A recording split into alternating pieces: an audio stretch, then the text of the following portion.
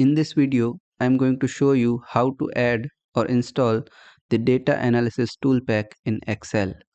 In next 2 or 3 videos, we will be covering the basics of data analysis and what can we do with the data analysis tool pack. So the data analysis tool pack incorporates 19 separate analysis tools and is heavily oriented around mathematical terminology. In fact, the tool pack uses more than 250 mathematical terms.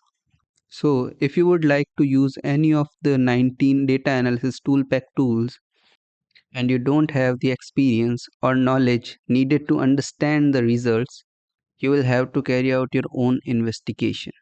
First of all, let's make sure that the data analysis tool pack is active within your version of Excel, and it can be done pretty quickly.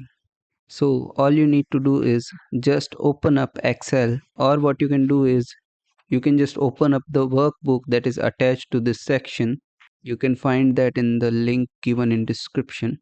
The first thing we need to do is just navigate to File, then come down to the Options, and this window will open up, and now you need to click on the add-ins. Then here within the drop down from Manage, you have to make sure that Excel add-ins is selected. So it is already selected, so we have to click on Go.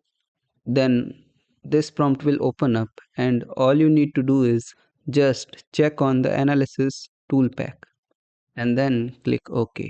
Now once this is done, if you come to the data tab here, you will be presented with this option, which is of course the data analysis tool pack.